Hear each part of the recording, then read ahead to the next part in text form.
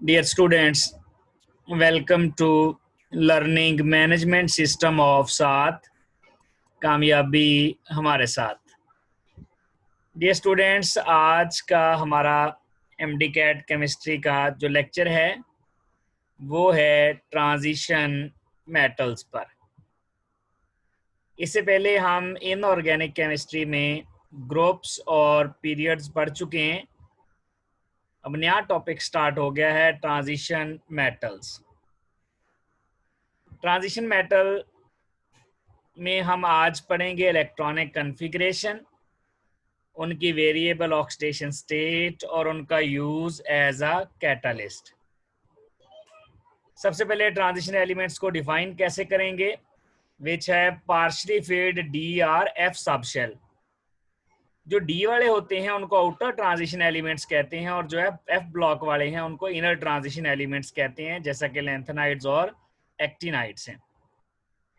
अगर इनमें ये जो डी और एफ सब शेल है ये पार्शली फील्ड हो एटॉमिक स्टेट में या इनकी कॉमनली अकरिंग ऑक्सीडेशन स्टेट में, तो हम कहते हैं ये ट्रांजिशन एलिमेंट्स हैं। क्यों ट्रांजिशन कहते हैं? क्योंकि इनकी प्रॉपर्टीज एस और पी ब्लॉक एलिमेंट्स का ट्रांजिशन होती हैं, या हम ऐसे कह सकते हैं they are present between s and p block elements. Transition elements की 4 सीरीज है हमारे सिलेबस में, सिर्फ 3D सीरीज है। 3D सीरीज चौथे पीरियड में आती है, ये स्कैंडियम से शुरू होकर जिंक तक जाएगी।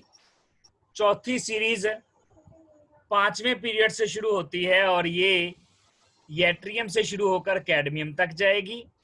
5वीं सीरीज 6th पीरियड में आती है और ये लैंथेनम से शुरू होकर ये जाएगी लैंथेनम से शुरू होकर मरकरी तक। और फिर 6ठी सीरीज है जो 7th पीरियड से शुरू होती है एक्टिनियम से, और ये हमारे सिलेबस में अभी तक इनकम्प्लीट ही शो करवाई गई है। बहरहाल हमने सिर्फ 3D सीरीज को फोकस करना है जो कि चौथे पीरियड में आती है। अब जो 3D सीरीज में एलिमेंट्स आते हैं दो तरह के हैं, एक टिपिकल और non typical. Non typical elements होते हैं जिनका पार्शली फील्ड सब शेल नहीं होता, जैसा कि ग्रुप 2B के हैं या ग्रुप 3B के एलिमेंट्स हैं, ये दोनों ही नॉन टिपिकल हैं। जो ग्रुप टी जो 2B वाले हैं उनका जो वैलेंस डी सब शेल है वो कम्प्लीटली फील्ड होता है, जैसा कि डी जिंक में D10 होता है। तो चूंकि इनका डी सब शेल पार्शली फील्ड होता है, कंप्लीटली फील्ड होता है, इसका मतलब ये तो टिपिकल ट्रांजिशन एलिमेंट्स में नहीं आएंगे।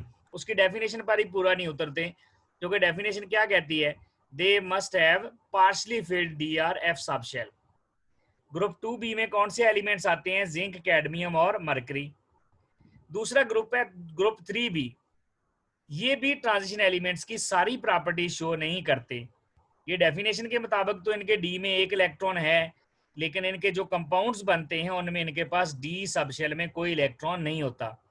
तो बाय डेफिनेशन तो ये ट्रांजिशन एलिमेंट्स में ही आते हैं, लेकिन सारी प्रॉपर्टी शो नहीं करते। जैसे ट्रांजिशन एलिमेंट्स की प्रॉपर्टीज कौन सी होती हैं? कम्प्लेक्स फॉर्मेशन है, कलर है, वेरिएबल ऑक्सीडेशन स्टेट है, तो ये सारी प्रॉपर्टीज शो नहीं करते। ग्रुप 3B में आते हैं स्कैंडियम, यट्रियम और लैंथेनम। तो ये दो ग्रुप हैं 2B और 3B जो कि नॉन टिपिकल है। बाकी 1B और 1B के बाद 4B से 8B तक ये सारे के सारे टिपिकल ट्रांजिशन एलिमेंट्स हैं। इलेक्ट्रॉनिक कॉन्फ़िगरेशन इनकी ये हमारे पास पूरी सीरीज है, scandium, titanium, vanadium, chromium, manganese, iron, cobalt, निकल, कॉपर और जिंक।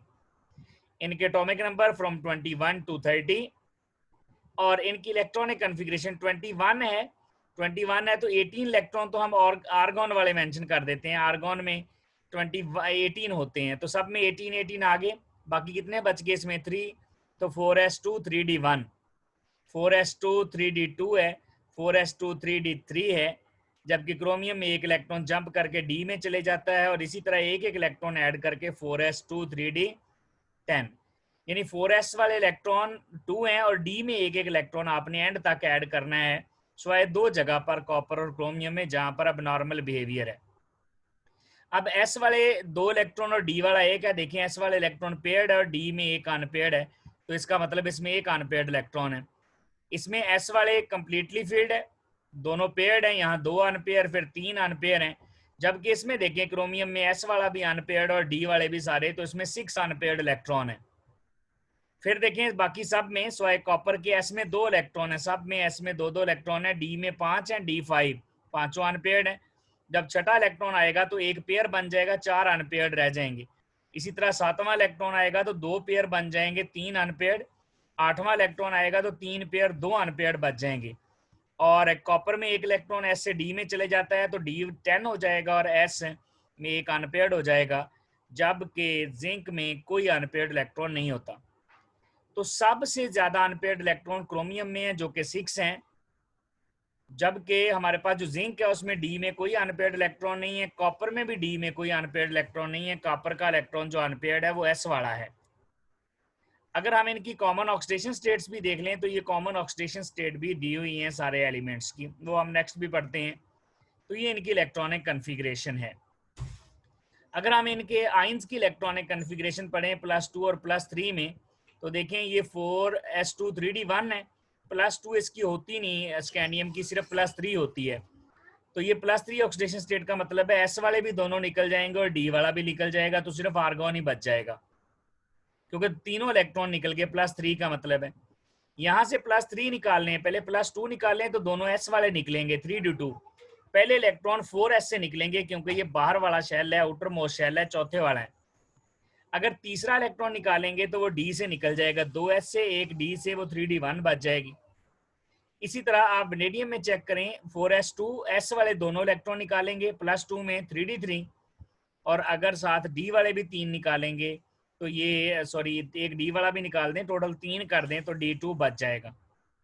यहाँ देखें अगर +2 में एक s से, एक d से, तो d4 बच जाएगा, और अगर तीसरा भी निकलेगा तो d3 बच जाएगा। इसी तरह हम इलेक्ट्रॉन निकालते जाएंगे। अगर आप जिंक में देखें तो जिंक में सिर्फ 2 इलेक्ट्रॉन निकल सकते हैं, एस वाले, डी में से नहीं निकलेगा। जिंक की सिर्फ +2 ऑक्सीडेशन स्टेट होती है। तो 2 एलिमेंट्स हैं, एक स्कैंडियम जो हमेशा +3 में होता है और जो जिंक है हमेशा +2 में होता है। बाकी सबकी वेरिएबल ऑक्सीडेशन स्टेट हो सकती है। अगर हम पीकुलियर या एनामलस अबनॉर्मल इलेक्ट्रॉनिक कन्फिग्रेशन देखें तो ये एलिमेंट्स हैं जिनमें इलेक्ट्रॉन एस से डी में चले जाता है जंप करके। जैसा कि देखिए कॉपर में एक इलेक्ट्रॉन एस से डी में चले गया, डी में 10 हो गया और एस में 1 रह गया। ये एक्चुअल कन्फिग्रेशन है, ये प्रिडिक्टेड है। इसी तरह आप अगर सिल्वर में चेक कर लें तो एक इलेक्ट्रॉन एस से डी में चले जाएगा। आप क्रोमियम में देख सकते हैं एक एस से इलेक्ट्रॉन डी में चले जाएगा।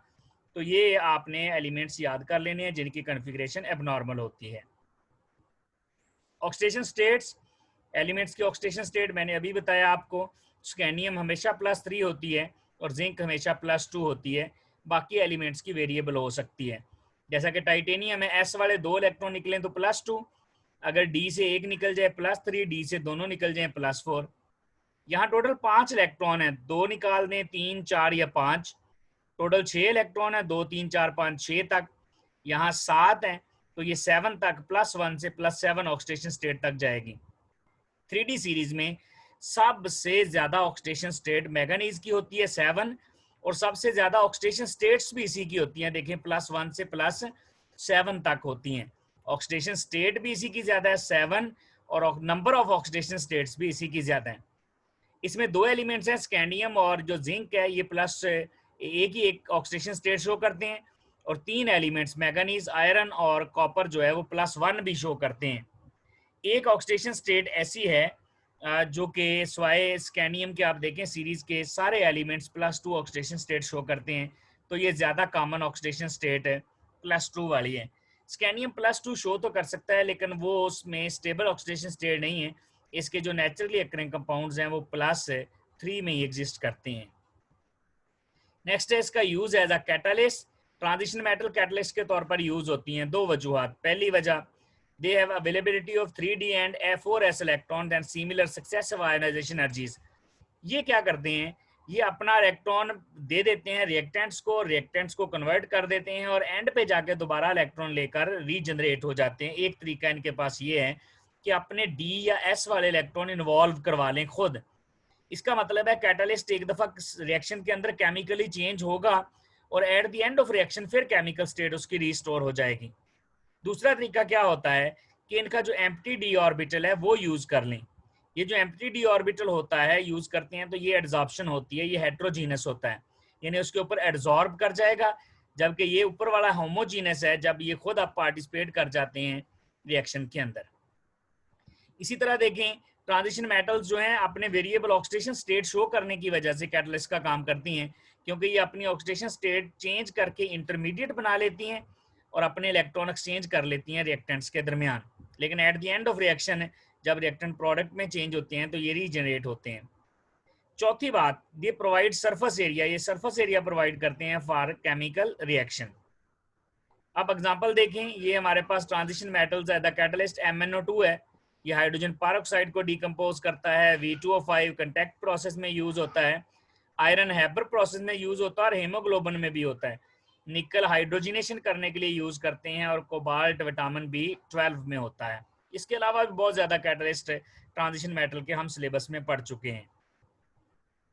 कैटलिस्ट अगर अपना सिर्फ डी ऑर्बिटल इन्वॉल्व करवाए, खुद चेंज ना हो, तो उसमें एड्सॉर्प्शन होती है, जैसा कि ये है, कैटलिस्ट अपना एम्प्टी डी ऑर्बिटल इन्वॉल्व करवाता है, जिसकी वजह से हाइड्रोजन और जो अल्कीन होगी वो दोनों एड्सॉर्ब हो जाएंगे कैटलिस्ट पर, ये दोनों एड्सॉर्ब हो गए।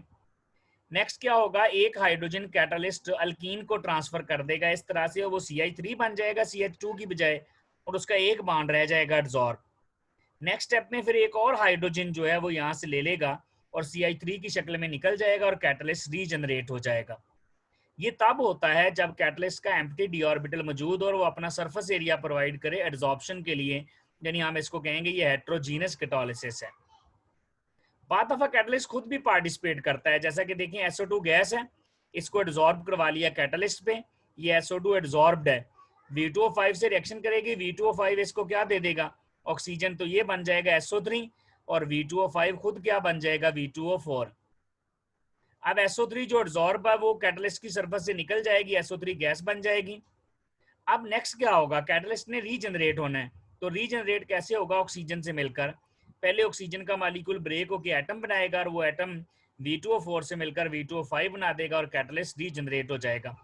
इस तरह कैटलिस्ट अपने इलेक्ट्रॉन इन्वॉल्व करवाता है रिएक्शन में और इंटरमीडिएट्स बनाता है और खुद भी अपनी स्टेट एक दफा चेंज कर लेता है, जैसे V2O5 से V2O4 बना, और at the end of reaction catalyst फिर दोबारा जो है उसी फॉर्म में वापस आ गया जिस फॉर्म में ये हमने ऐड किया था।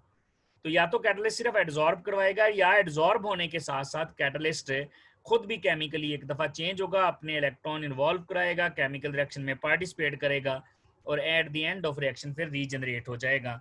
ये है डियर स्टूडेंट्स आज का हमारा टॉपिक, जिसमें electronic configuration, variable oxidation states और यूज एज अ कैटलिस्ट था।